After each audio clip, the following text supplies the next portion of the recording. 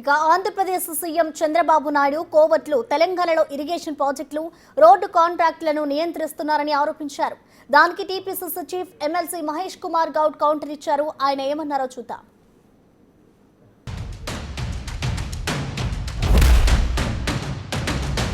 చంద్రబాబు నాయుడు కోవట్లు ఈ రోజు మన తెలంగాణలో ఉన్నారు. ఇరిగేషన్ ప్రాజెక్టులు వాళ్ళే, రోడ్లు కాంట్రాక్టులు వాళ్ళే, దందాలు హైదరాబాద్ వాళ్ళే.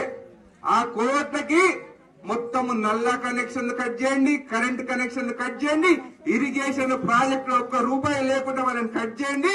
వాళ్ళే పోయి చంద్రబాబు నాయుడు కాలు పట్టుకొని బంకచెల్ల బంద్ చేపిస్తారు. మనం ఊకే మంచిగా మాట్లాడుతుంటే ఆ ఆంధ్రోలు మనం మాటలు వినరు కాబట్టి ఈ పని చేయండి, బంకచెల్ల వారం రోజులు బంద్ అవుతుంది. అనిరుద్ రెడ్డి ఇచ్చిన స్టేట్మెంట్ ని తీవ్రంగా పరిగణిస్తా ఉన్నాము. క్రమశిక్షణల విషయంలో ఎవ్వరికి కూడా వెసులుబాటు ఉండదు. ప్రతి పార్టీలో కోవట్లు ఉంటే ఉండొచ్చు, ఆధారాలు ఉండాలి కదా మాట్లాడే ముందు.